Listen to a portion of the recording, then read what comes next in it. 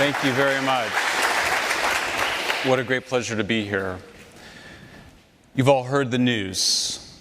Climate change is destroying your future. Carbon dioxide is accumulating in the atmosphere. The planet has warmed 1.1 degrees centigrade since the pre-industrial period. Global warming is killing the Great Barrier Reef. We also know that police killing black people is a pandemic. Murders of trans people nearly doubled over the past 4 years. But there's more to this story. Carbon emissions peaked in Great Britain over 50 years ago. Same thing in France, the United States, and indeed, over the last decade, total global emissions declined. Why haven't you read that in the New York Times or the Washington Post? Deaths from natural disasters have diminished to a few hundred a year in the United States, even as the global population quadrupled over the last century. They've declined internationally by over 90%. The cost of disasters everywhere is on decline.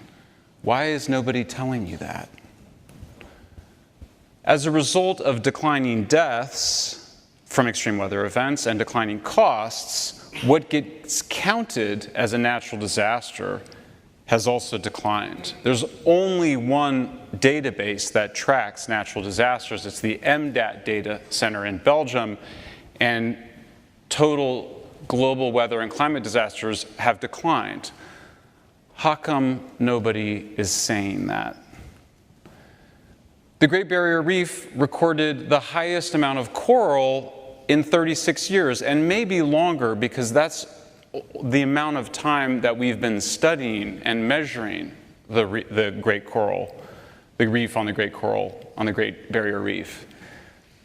Why is nobody telling you that? These are my books.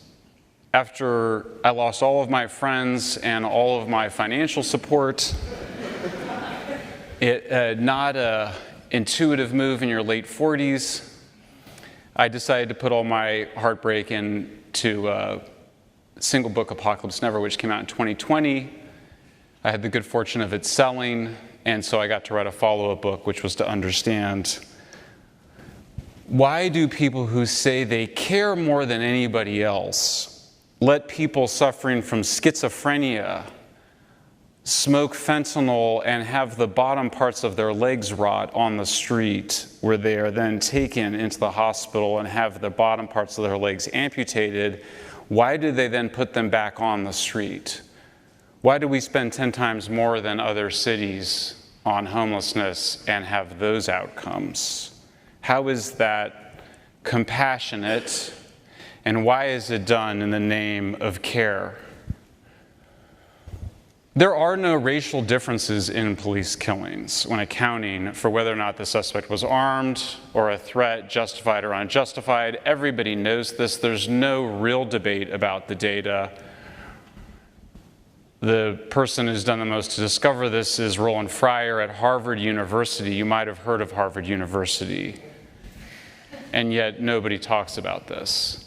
Police killings of African Americans declined from 217 per year in the 1970s to 157 per year in the 2010s in 58 of the largest US cities. That's based on FBI data that my colleagues and I personally crunched. This is wonderful news. Police killings of all races declined dramatically from 59 per year between 1970 and 1975 to 12 per year. Now, the rate of police killings in San Francisco and Oakland did increase slightly from 2.7 to 2.8 per year respectively in the 70s, 2.4 and 3.9. But police killings per capita in those two cities declined by 8.3%. So when you account for the increase in population, it also declined. Researchers do not know if trans people are being killed disproportionately in comparison to cisgender people, nor do they know if trans homicides are rising, nor if trans people are being killed for being trans or for some other reason. There is no debate over this data. And yet CBS News irresponsibly and other news outlets suggest that they are. And that should upset you, especially if you care very much about trans people, because what you would not want to do is have a bad baseline for monitoring such terrible forms of violence. Why in the world does everybody get it so horribly wrong, unethically wrong, not just analytically wrong? Some of these things are easier to explain than others. There have been major disinformation campaigns waged by senior leaders in our government. They got an entire FBI investigation based on a made-up memo that suggested that Putin controlled Trump because prostitutes urinated on him in a bed. That is what happened. My mother still believes that Trump is a Russian asset because of that disinformation campaign. The labs leak all the time and have leaked for 50 years all around the world. The idea that the COVID might have leaked from a lab was obvious to everybody, including the scientists who emailed Anthony Fauci on January 30th, 2020. In their email to him, they said, "We think it's more likely to be a lab leak." Several days later, Fauci perpetuated a disinformation campaign that suggested that you were a racist for suggesting that the COVID-19 virus came from a lab, but not a racist if you thought it came from Chinese people eating bats. That happened. People said it was misinformation to suggest that vaccines had side effects. People said that the Hunter Biden laptop was disinformation, not that it fell into a bathtub because Hunter Biden was hammered and smoking crack. Instead, somehow the Russians had gotten Hunter Biden's laptop data and then got it onto a laptop and then dropped it off at a computer repair store. It was the most cockamamie story, a conspiracy theory, and it was perpetuated by senior members of the US government, retired and employed. And people say that the Twitter files just showed people doing content moderation, not censorship. These are senior elected officials who carried out this disinformation campaign. We now know absolute certainty that the FBI should never have launched that probe. Here's the email from the senior scientist to Fauci. Some of the features potentially look engineered. The furin cleavage site that does not belong on the spike protein was obviously engineered, and people knew that right away. And yet the Washington Post suggested that Tom Cotton keeps repeating a coronavirus fringe theory that scientists have disputed. The original headline, which Washington Post changed without acknowledging it on their article, said that he was spreading a debunked conspiracy theory. The Washington Post, which broke the famous Watergate scandal, spreads disinformation. Fauci and his colleagues constructed a fake science article in one of the formerly greatest medical journals in the world, suggesting conspiracy theories were what those lab leak hypotheses were. The Great Barrington Declaration, co-authored by a new friend, Jay Bhattacharya of Stanford University, that Jay Bhattacharya is a fringe epidemiologist, a full professor at Stanford University, and one of the most beautiful individual people you'll ever meet. And Francis Collins, the head of the National Institutes of Health, the greatest medical organization and organizations in the world, formerly greatest, said that there needs to be a quick and devastating published takedown of his premises.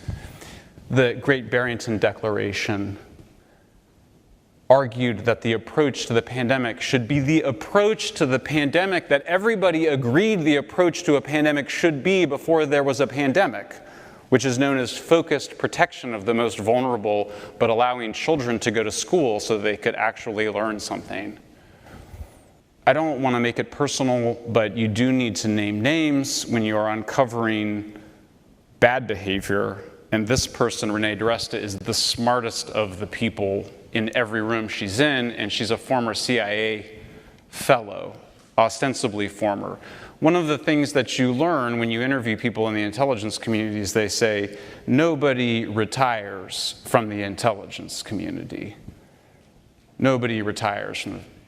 This is a person who ran a censorship operation with US taxpayer dollars that involved the Department of Defense, the National Science Foundation, the Department of Homeland Security.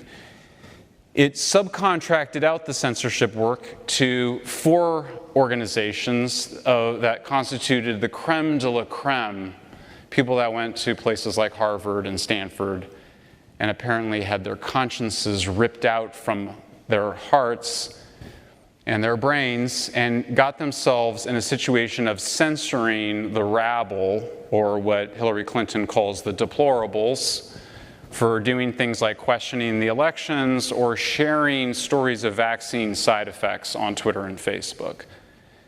This was such a smashing success that they're now exporting to other countries, and there's nothing that's been done to stop this. Our work has not stopped this. This is continuing. Here's what Twitter did to Jay Bhattacharya. They put him on a blacklist.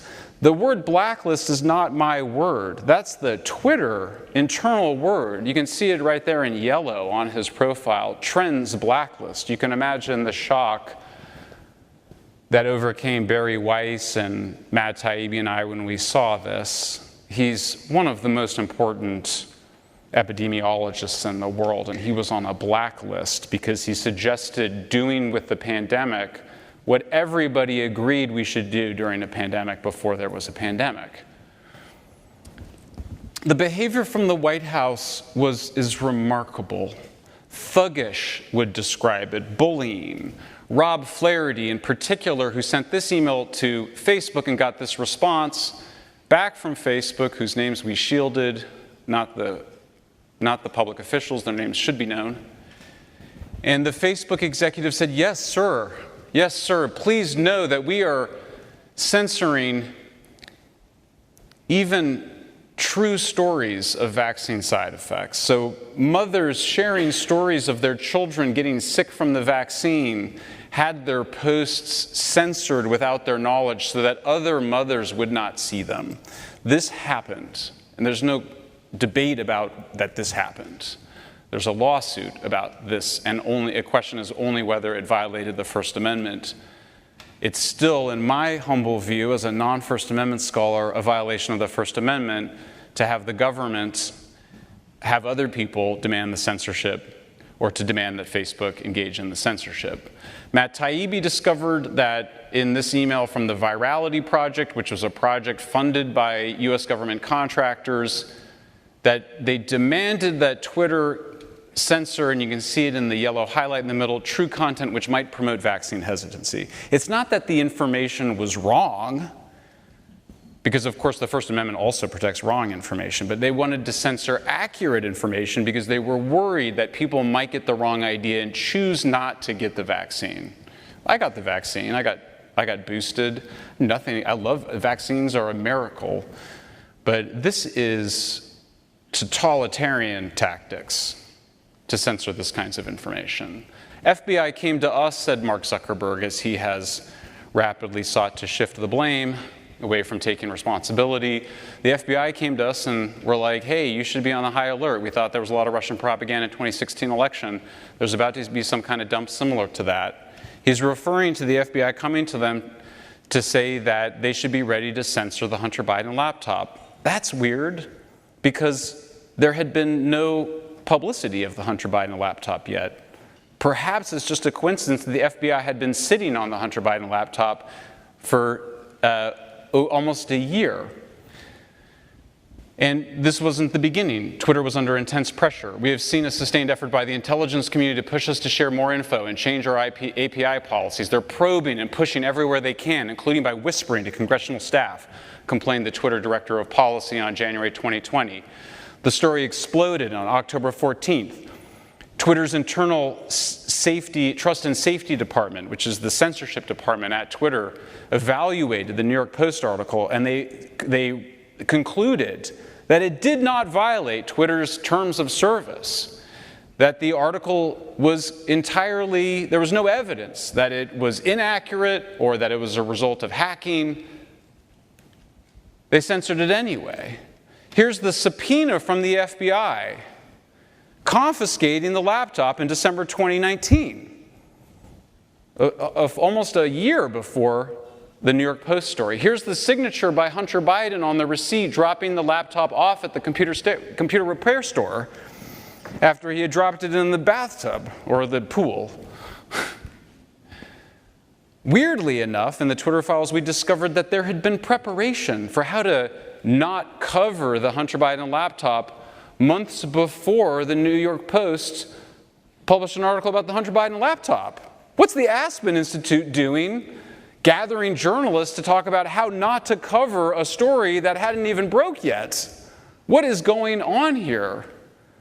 Why is it that they were programming journalists to disregard one of the most important journalistic principles that's been in place for over 50 years? It's known as the Pentagon Papers principle, and it's if it's a whistleblower comes to you and they have documents showing that the Pentagon knows that they're losing the war in Vietnam, that the New York Times and the Washington Post shall publish those documents because that's important to the public interest, and God damn it, it's protected by the First Amendment of the U.S. Constitution. That is what journalists do, and the New York Times and the Washington Post published that article, the Pentagon Papers. They won their Pulitzers for it. They defended it in court, and they won it at the Supreme Court. Steven Spielberg thought it was such an amazing story, he made a movie about it. The Aspen Institute with Stanford, with U.S. federal government money, has been attacking this, saying, don't cover the material, cover the person who leaked it.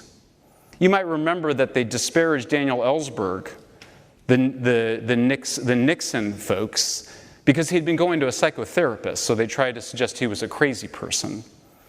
That tactic is now being used by Democrats to disparage anybody who leaks information central to the public interest, like how's the war in Ukraine going? Interests that we share, that are public interests, that are protected by the First Amendment, that are precisely why the people that created our country demanded that there be the First Amendment to the Constitution. They didn't want the Constitution to even be in place. They didn't want a United States of America unless there was a First Amendment. That's how important it was. That's why they made it first. It's now being attacked by the people who claim to be the defenders of liberalism and democracy. It's being attacked right now.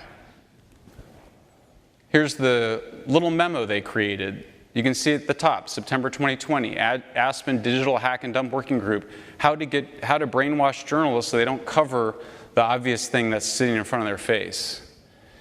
It's all done in the name of protecting people, fragile people, and need to be protected from information, which is so dangerous. Here's Twitter's top censor, Yoel Roth. He said, we got to get to Jack Dorsey, the CEO. We got to convince him. We got to start by censoring, without anybody knowing it, information that directly causes harm. Now they're trying to read your text messages. Pierre Omidyar, who made his money on eBay, spinning off Defense Department technology, they're now trying to read your encrypted text messages. And they're trying to create something called tip lines to turn everybody into little narcs. Why? You don't need the Stasi. You can just have each other to go and report on your wrong think to the FBI or the CIA or whatever have it. Jacinda Ardern, the Prime Minister of New Zealand, who was so unpopular because her COVID policies were so wrong, hurt so many people, she's been picked up by Harvard to head up their censorship initiative. She's working with Facebook and Google to do it globally. It's much easier now to censor because there's only two important platforms, maybe just one, Facebook and Twitter. I mean, imagine having to censor hundreds of newspapers. You don't have to do that anymore. You can just censor Twitter and Facebook. It's much worse than you think, a whistleblower told me, who works for all the social media companies. There's a complex where cancellations and pressure campaigns are well organized by outside groups. It's a total conflict waged in every school, business, and platform. Is it a conspiracy? Is it a culture? Yes. Conspiracy means to breathe together. It's cancel culture with an inorganic overlay that we call the censorship industrial complex. This is here. It has arrived. It's in place. Our job now is simply to dismantle and defund it. So how did this happen? What was going on here? Propaganda, according to Jacques Ellul in his great book, draws on existing values. We want to move beyond racial discrimination. We want to move beyond discrimination against sexual minorities. And so they tap into that. So propaganda is about controlling the information environment. The concern of the advocates of disinformation isn't to wipe out every instance of a piece of information. Hunter Biden laptop story got out there, but people like myself and my mother and everybody in my liberal family all thought it was Russian disinformation. So the censorship was in service of the disinformation. It's not that the censorship, they know they can't be total. They don't need to be total. They just need to brainwash you into thinking that something is wrong when it's right. What is going on in 2010? Something happened. Zach Goldberg, Manhattan Institute, finds that the terms racist and racism just exploded into the news media in this period. And little surprise then that the ideology follows. How big of a problem is racism? It's a much bigger problem than people had thought. People thought it was a declining problem for years. We thought that relationships between white and black Americans had been pretty good, 70% in the last 20 years, and they just plummet after you're told repeatedly through propaganda that things have gotten worse somehow. Some of this is just the elites in an absolute panic after the revolutions of 2016, Brexit and Trump. They had to get control of the information environment. They had to be able to wage war when they wanted to wage war. They had all these overproduction of elites sitting around after they had successfully prosecuted the war on terror. They needed something to do. They turned inward.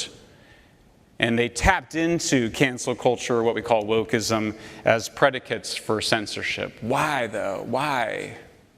Why? Why can't we just live in peace and have debates and free speech? Why? Part of it, I think, has to do with the fact that nobody believes, we don't have the traditional value systems that we used to have. This is a very old trend. This is what Friedrich Nietzsche wrote about in the mid-19th century, the death of God. We don't have traditional moral structures. The percentage of Americans with no religious identity has risen dramatically. Ernest Becker, in his brilliant Pulitzer Prize-winning 1975 book, said, "Man cannot endure his smallness unless he can translate it into meaningfulness at the largest possible level." The idea that we just die and turn into worm food is pretty depressing, particularly if you think that your life isn't very exciting or interesting. So we overcompensate by constructing monuments to our lives. We can rest assured knowing that our names will live on. These are called immortality projects, and there's absolutely nothing wrong with them, particularly if you sublimate and create beautiful immortality projects. The idea of death, the fear of it, haunts the human animal like nothing else. It's like a mainspring of human activity, designed largely to avoid the fatality of death. To overcome it by denying in some way that it is the final destiny of man. We deny it, we sublimate it, we create monuments, we write books, we lead political campaigns, but things can go terribly awry when we're outside of a positive moral framework. The problem of disbelieving in God is not that man ends up believing in nothing, it's much worse. He ends up believing anything. Climate change, a new external authority. You used to get right by God, now you get right by nature. You used to feel guilty for Adam and Eve eating from the tree of knowledge, now you feel guilty that we started using fossil fuels and technology and nuclear power and modern agriculture. We're guilty, guilty, guilty, guilty. Nature's angry at you. It wants to punish you. There's no redemption, but you might avert narrowly apocalypse by harmonizing with nature through renewables and organics. Power has got to move from your local authorities, got to move from the people you vote for to the people that you don't vote for, to the experts in places like Brussels and the United Nations and International Energy, to people who know how to get you right by nature. We have a new priest class, and we have a new set of witches. Race is the new moral order. We know it used to be people of color. but that wasn't precise enough. Now we know it's BIPOC, so it's black, indigenous people to rule over Latinos and Asians on the moral hierarchy. It's got to be clear. You've got to feel guilty. There's no redemption, really, but you can get right by the new moral order by knowing your place. Get in your place. Know your race, get in your place. It's not about equal justice under the law anymore. That's an old idea. Now we're gonna have the laws enforced differently. Canada's pioneering this. California is pioneering this. We should be ruled by the victims. We can figure out who was victimized the most. They should have the most power. There's a new set of witches. A new view of human nature. You do have a soul. It's called your gender. You're the God. You can change your body however you like. Forget what they say about chromosomes and whatnot. You can reshape your body. You are who you say you are. Drugs and surgery are gender affirming. Preventing drugs and surgery is conversion therapy, and we have a new set of witches. Social media plays a role. Look at that. Jonathan Haidt is absolutely right. Anybody that's been reading Jonathan Haidt knows that he's won this argument. You got it, John. Stop. You've convinced everybody. You've made us all anxious. We feel like, oh my God, everybody's watching me. Everyone can see me. It's Foucault's panopticon. It's on your phone. Everybody can see. They can see I might be a bad person. I better get on the side of the bullies to protect myself. I better participate in the attacks on the witches, or I might be victimized. Anxiety. We see the rise of cluster B personality disorders, which are described as 4 different manifestations. Some people think there's just a single, doesn't matter. DSM, antisocial, borderline, histrionic, narcissistic. I'm not diagnosing anybody. That's not what I'm about to do. But you see the behaviors and they're recognizable to you. The greatest scholar of narcissism, Sam Vaknin, says, I'm a narcissist, so take my word for it. Listen to me. And Sam is brilliant. Certain people are prone to adopt victimhood as an identity. Victimhood endows their life with meaning. You know this type of person. They would be victims even in situations where they've not been victimized. They want to be victimized. Look at me, I'm a victim. I have higher moral status than you because of it. So entitlement, grandiosity, I'm entitled to tell you what to do because I'm more of a victim than you. Splitting, you're either with me or you're against me. I need the attention, give it to me. Impaired reality, lack of empathy for oppressors, excessive empathy for victims. It's very dangerous if you're a perennial victim. This is your identity. You would tend to develop attendant behaviors. If you don't get special treatment, you'll become aggressive. You know what these folks are like. You feel like you're walking on eggshells around them. You're anxious around them. Splitting. Everyone says there is no black and white issue, said Greta Thunberg, but I think this is. Either we go on in civilization or we don't. We must stop using fossil fuels right now, or you're a bad person. The infiltration of narcissists and psychopaths is universal in all these victimhood movements. They become the public face of the movement. If you're going to go and celebrate your status by not wearing a mask and wearing a beautiful ball gown, and everyone else is wearing masks, then you better explain that, and you better explain why you're demanding that children wear masks in schools. What would lead otherwise decent people? I have no doubt that the people with their fists upheld no doubt that they are empathic people, caring people. They care more. What would lead them to do this?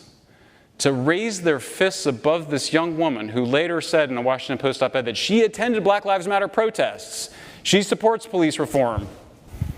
She just didn't think that she should have to raise her fists against a mob, that's not what she understood the First Amendment in America to be about. If an individual in a position of political power is a psychopath, he or she can create an epidemic of psychopathology, and people who are not essentially psychopathic, they're not psychopaths. They're behaving like psychopaths. Create a culture of cluster B personality disorders. These are not the signs that people want to censor. They want to censor other people's signs, the signs that say respect trans people or your pronouns will be was, were. That's a death threat. That poster just went up in Britain today. The potential for aggression and victimhood movements is much larger than in the general population. Anything that is grievance-based leads to violence and death. These boots stomp turfs. If you start talking about a genocide against you and your folks, and there's no genocide, be very careful around these folks. That's dangerous, because if you think a genocide is being perpetuated against your people, then almost anything is justified. This is antisocial personality behaviors, these kinds of things. Assaulting somebody for what they said. It's narcissism. Pay attention to me. I threw soup on a Van Gogh painting. In the 1950s, these courageous students had milkshakes poured on their heads in order to be able to sit peacefully at a lunch counter in the South. Now they throw soup on the painting and they want to be famous. That's different motivations. That's not the same thing. Histrionic. My future's coming to an end. It's desperate. It must happen now. It's tempting to wonder, is it all coming to an end? Is this it? It's pretty dark. I never said it was going to be an uplifting speech. Civilizations, on average, 336 years. That's the most comprehensive study. We're at 250. It's been a good run. Not so fast, right? Come on. It's the United States of America. This place is amazing. Amazing. We have the First Amendment. We have the First Amendment. And we're going to fight for it, right? We're a country of renewal. We're a country we want change. You can remake yourself. Somehow I became a free speech advocate. I was like a nuclear power advocate like 5 minutes ago. The Netherlands was one of the first modern civilizations, rich. It's still great. God, have you been to Amsterdam? Incredible.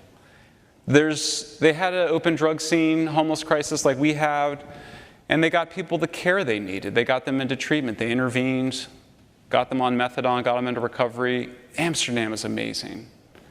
It's an old civilization, and they're doing great. You need at least these 4 things: equal justice under the law, meritocracy, cheap energy, freedom of speech. If you don't have them, you might be able to get away with the first 3, but then it's not a liberal democracy if it's just the first 3. So what do we do about it? You can't just condemn. My friends on the right, they love to condemn. Condemn, condemn, condemn. This is bad, bad, bad. It's not good enough. You have to explain it. That's what I've been trying to do.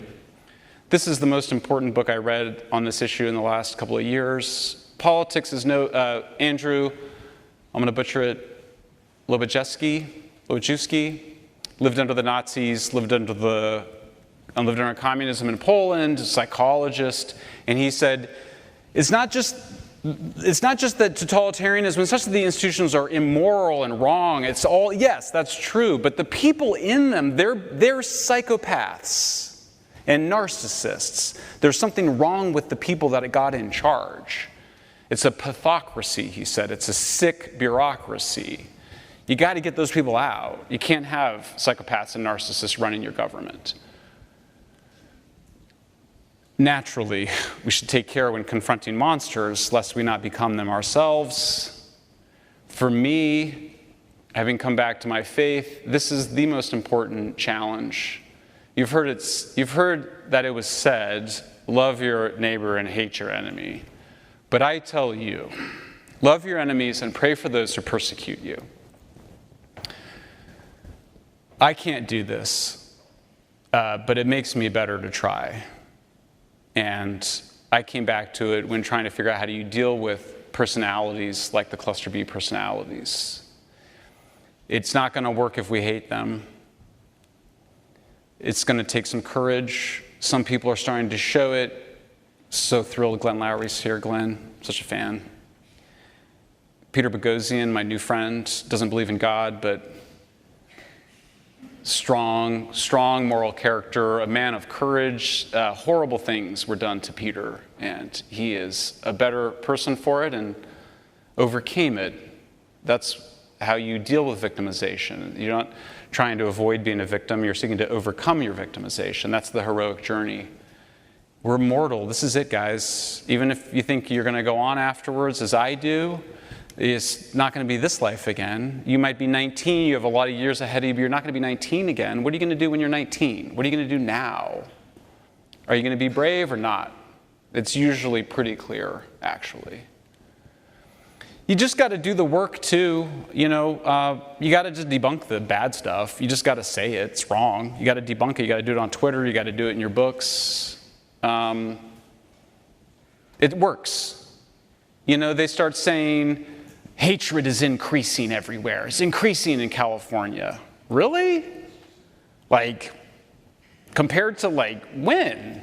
Like the 50s? Like 500 years ago? There's more hate. There's less hatred among common people of racial, religious, and sexual minorities at any time in recorded history. I mean, seriously. So let's go look at the data. I'm not very good at math or statistics at all, but I'm familiar with what's known as recording bias. You start recording a phenomenon, you get better at recording the phenomenon, you have to get better at accounting for you're getting better at recording it. So we're better at recording it. That's all this is. And they keep doing it. Look at these numbers, guys. Have you ever met anybody that doesn't think black and white people should be allowed to get married? But yet in 1961, 4% thought that should be legal. Americans are fundamentally optimistic people, so despite the propaganda, despite the misinformation, we think it's actually going to get better. So go read the footnotes and debunk that stuff. There could be an increase in reporting. That might have been the reason, said the researcher who put out the bullshit study at UC Berkeley, where the first thing you learn in your stats class is that there's a reporting bias. Come on, just debunk that stuff. And then go, why are you doing that? Why are you trying to make it seem like there's more hatred? What are you doing? Who gives you the right? How dare you? If there's more anti-Semitism in the society, I want to know. But if you start telling me that there's more anti-Semitism in society and there's not more anti-Semitism in society, shame on you. Oh, shame. That's terrible. You need to explain why you did that. Oh, such important newspapers, the New York Times and Financial Times. God, I used to want to be in those papers. I want to, write op-eds for the New York Times and Financial Times. So much status and prestige. Look at the garbage they do. On the left, look, hurricanes are going up because of climate change. Look, we just put the data in. There it is. You should be able to debunk this bullshit in minutes. Train yourself to do it and do it quickly. Make it a competition. First one to debunk it wins. You get to go viral on Twitter. That's your reward. Status, there's nothing wrong with status, okay? Go get your status for the right things. Go get your status for your courage and your acuity and your speed and your care and your compassion. It's total, utter bullshit. They cherry-picked post-1980 period to mislead the readers, the New York Times on the left, and then they did the exact same thing that they did with the hate data. Misrepresenting better hurricane detection. What do you think happened over the last 100 years? Have you heard of satellites? You know how good satellites are at detecting hurricanes? Really freaking good. They don't miss a hurricane. Imagine 1900, you're on shore. Is there a hurricane out there? I don't know. Maybe. The New York Times published that. They did not correct it. And I made sure that the authors saw it, and they saw it. Landfalling U.S. hurricanes are flat. This is the data. There's no other data source. It actually slightly declines, but it's probably not accurate because the data is the data. It's a little bit messy, but it's flat. There's no increase of hurricanes. There's still 2.5 billion people in the world that have to use wood and dung to get their primary energy. That is fucking bullshit. There is no reason for that. These people, they can get LPG and gas. You interview women in the third world and you're like, what do you like about getting LPG? Being able to cook up a little pot of beans or rice as opposed to having to go get the wood and blow on the fire and breathe the smoke. What they say is they go, when you get a little LPG and you get the beans and the rice going, you can do something else. You can save labor. You can save your time. Cheap energy is women's liberation.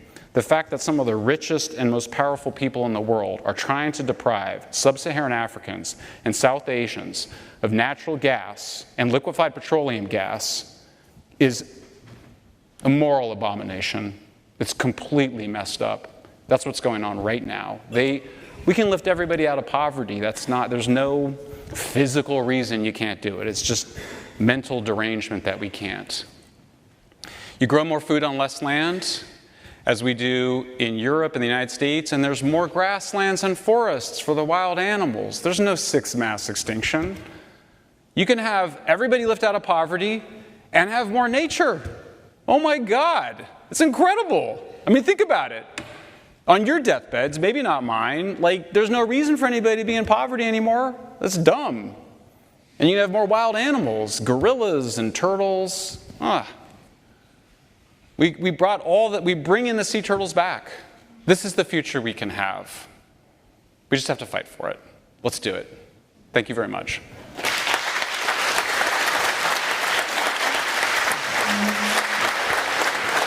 Thank you very much. Thank you, guys. Appreciate you. Thank you very much. Thank you, guys.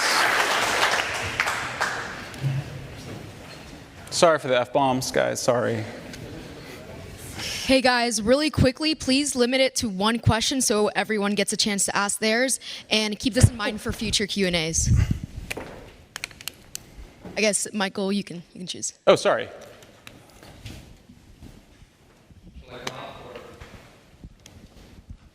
Thank you very much. Is it possible that you could send us the slides or make the PowerPoint accessible to us? Yeah, they're on environmentalprogress.org. Go under the Environment tab, the case against environmental alarmism.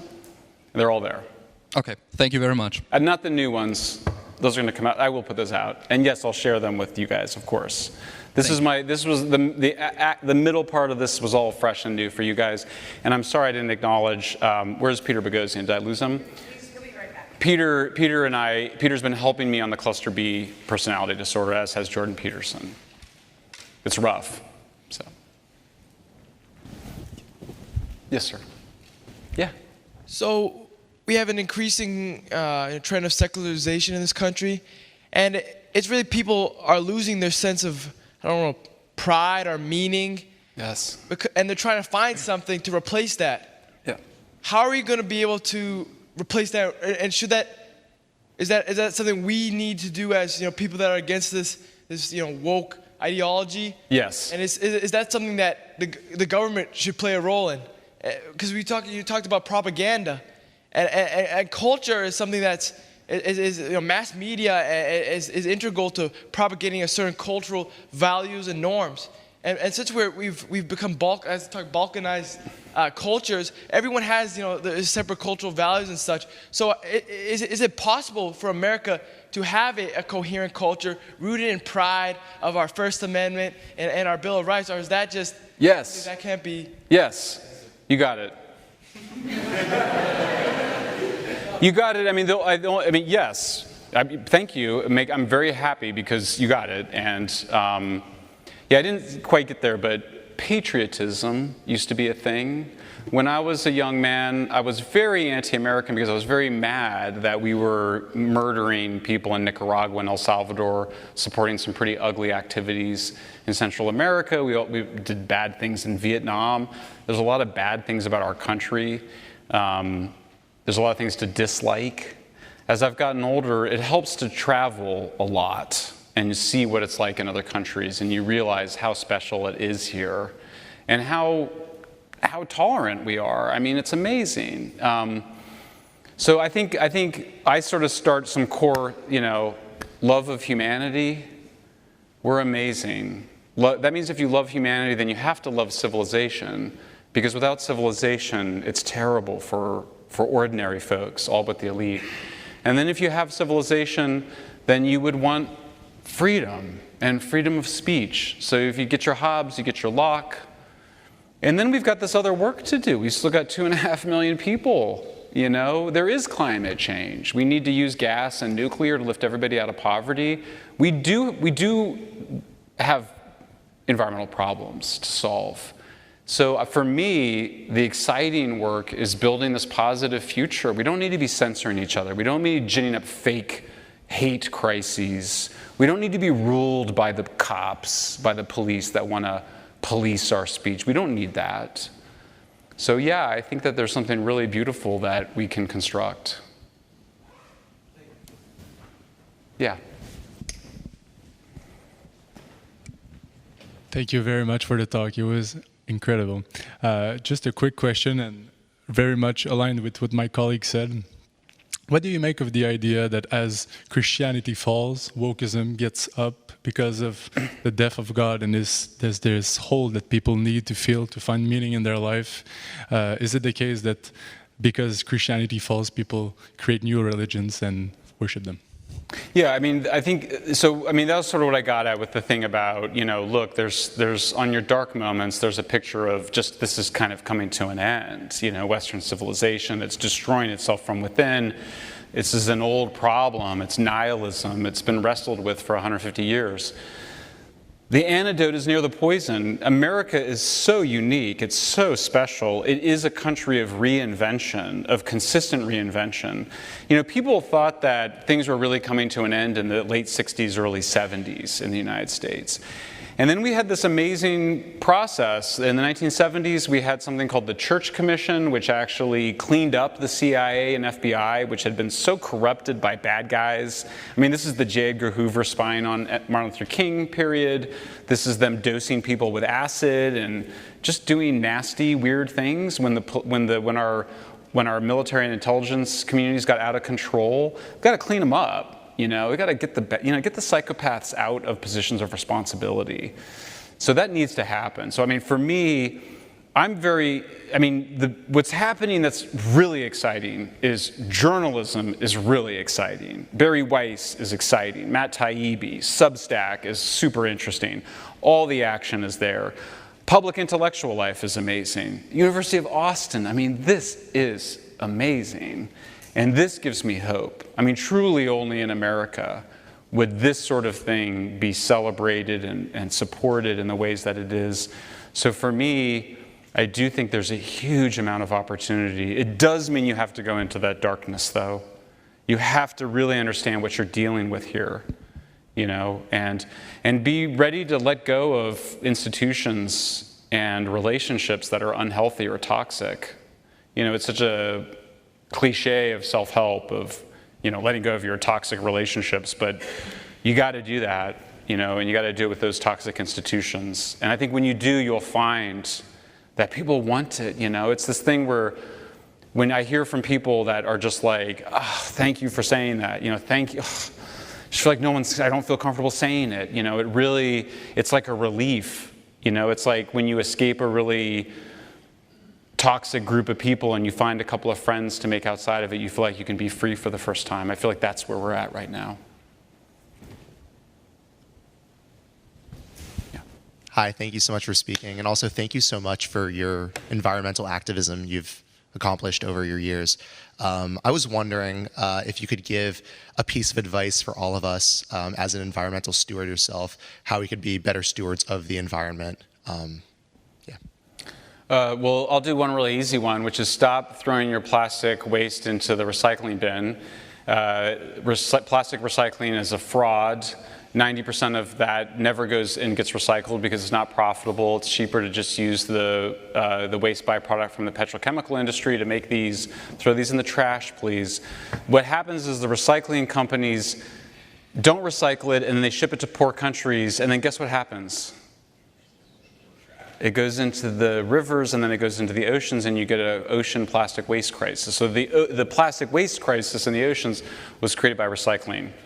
Now, that seems really banal and weird, just like a small thing, but everyone always wants to know what the environment, like, what's one simple thing I can do? Please stop recycling your plastic. You can recycle your paper and your aluminum and your glass. Those are all great to recycle. The other important thing is to advocate for nuclear power, believe in nuclear power. It's not what we thought it was. It's not a nuclear weapon. The most important thing with nuclear is the change of attitudes. It's the most important thing for climate change. Natural gas is another important thing. We reduced our emissions 22% since 2005 to 2020, just 60% of that by moving from coal to gas. And talk back to the alarmism. Most environmental trends are going in the right direction. I mean, overwhelmingly. You know, and I think you want to, and for me it's inspiring. You know, you have a world of lifting everybody out of poverty and greater ecological biodiversity, more wild spaces, more natural places. Yeah. Yeah, could you tell us how these cluster B personality types came to take over really important institutions and organizations? How do they do it? Yeah, I mean, they're so strong and magnetic is part of it. I mean, narcissists are really charismatic and they're really compelling. In the political ponerology book, he talks about them as being spellbinding. So they're acting in they're engaged in a kind of hypnotic activity. You know, they're really beautiful people often. They're very compelling. And narcissism, I should say, neither narcissism nor psychopathy are like all bad. They're really on a spectrum. There's a really good book called the best book on psychopathy, which is now they've made it politically correct. They called it antisocial personality disorder. I think it's called The Gift of the Psychopath, if I'm not mistaken. And they sort of say a little psychopathy is good because being too fearful and too empathic can be debilitating. So a little narcissism is okay. It's okay to have some self-love, right? And some desire for recognition. If you do the right thing, the courageous thing, the truthful thing, you should get. I had the conversation about status with Barry. I just wanted to add that. There's nothing wrong with wanting status and recognition from your peers. You should want it for the right things.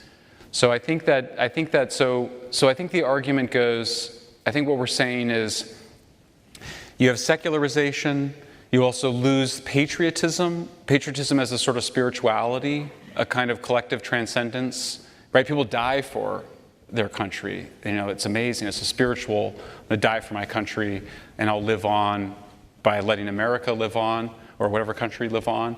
When that then goes away, then a new morality has to take hold. It's this really base and ugly morality, I think, the kind of three parts I described. But you get the narcissists and the psychopaths who will then spellbind and then sort of enforce it through bullying. That's again, it's taken us some time. Peter's frustrated with me because I've been sitting on this research for a long time, but it's hard, complicated stuff, and psychology does not lend itself to hard empirical facts. We're trying to sort of more describe what we're seeing and feeling. Yeah. Really, thank you for doing all this. I was wondering, like, what are red flags that, like, you see that make you intuitively feel like some news that seems really, like, factual is not actually factual? Well, I mean, with the increasing of hatred, it was just immediately set off my red flags. I mean, if you read Steven Pinker's book, you know, which I don't entirely agree with, but basically, you know, violence has declined in the society. This sort of, you know, racial, religious, and sexual hatred has declined. You know, so when people start saying, "Oh, there's been this big increase in hatred," I'm kind of like, "Really?" You know, doesn't seem right.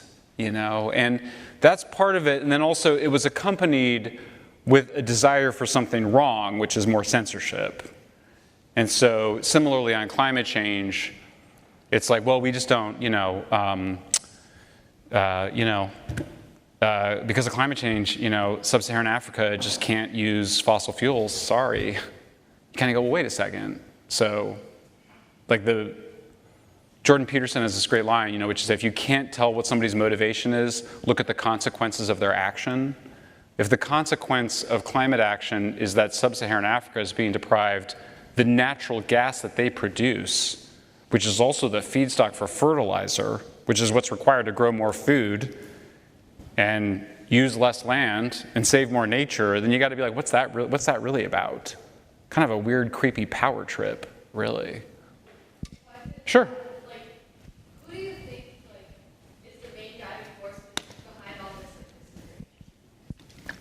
You mean as like a... Why did it happen? I mean, so, you know, Nietzsche has a really great aphorism, which is that, you know, there's no explanations, only descriptions. And so you can see in this talk, I kept being like, well, it's kind of driven by this reaction to Trump and Brexit. And then you kind of go, well, it's also kind of, after the war on terror, there was all this apparatus that needed to go somewhere.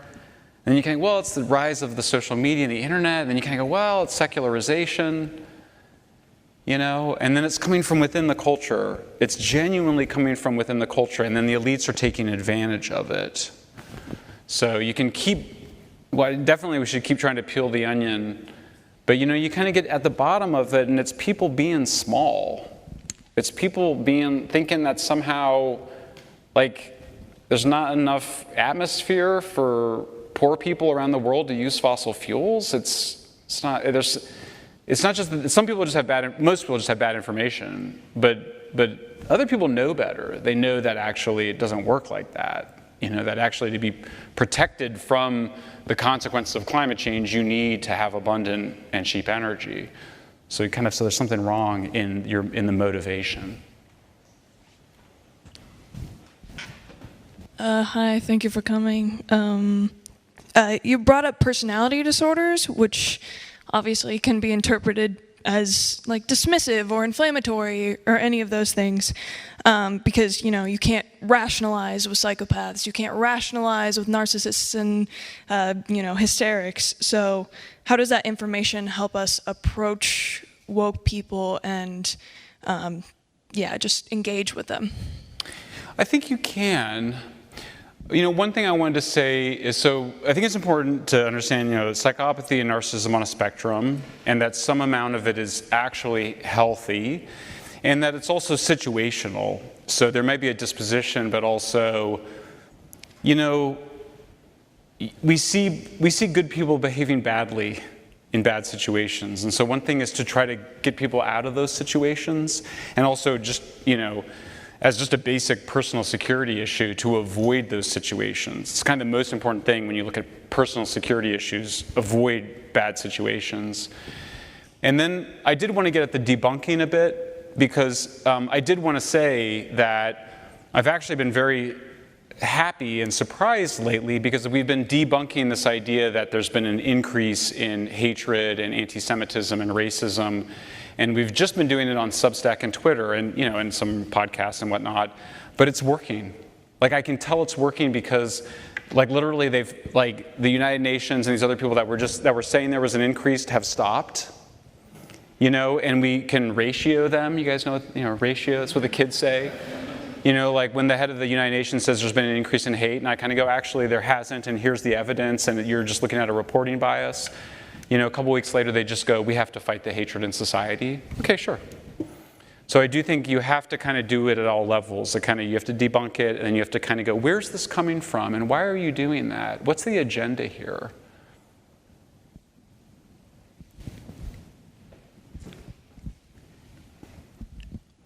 All right, guys, we just have time for one last question, so that's you.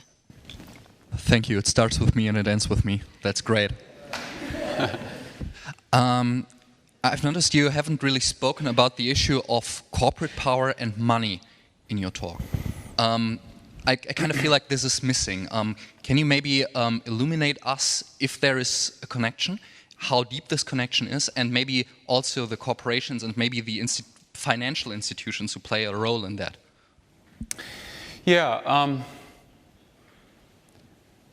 So the interest of the news media has always been to have your attention, so that they can then sell your attention to an advertiser, right? So you're the product being sold to the advertiser. That's very important to understand. So that's always there, and I think being aware of that is important. There is one remedy, there's one very partial remedy, which is to move more to subscriber-based media. But it'll be partial, because not everybody, I have a subscriber-based media company, I guess you would call it, Substack, and we have no ads, but it's pretty limited, and even when we publish on Twitter, there's ads being sold next to it, so I think it's to be aware of that. I don't think that there's much we can do about that business model anytime soon. It's just part of it, And so there is that bias, I think, that Barry talked about doomerism there. But I would just point out, too, that there's also an audience for debunking.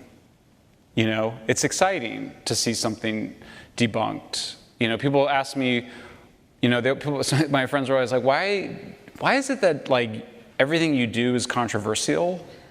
And it's like, well, if it's not controversial, like, why would I work on it? Like, why would I just be like, yes, the conventional wisdom is correct? Like, I have a bunch of conventional beliefs. It's just not very interesting. What's interesting is when you're like, the conventional wisdom is really wrong. That's really interesting, and that does get attention. So I don't think that the attention economy is necessarily a bad thing. Similar views with status and recognition and attention. I don't think it has to be a bad thing. And similarly, if you lift 2.5 people out of poverty, out of burning wood and dung as their primary fuels, some people are going to make a lot of money doing that. I mean, really, it's great for the economy. You know, 2.5 billion people going from living on, you know, $2 to $5 a day, suddenly living on $20,000 a year. It's just amazing for the economy. It's great for the whole global economy. So I'm not an anti-capitalist by any means, but I'm also, I do think government has a very positive role. I mean, there's nothing really wrong with the institutions we have. The problem is that they've become pathocratic, and they've been taken over by people in the grip of bad ideas and by people that are more on that are too far along on that cluster B spectrum than we would want them to be. Thank you guys again. I really appreciate you.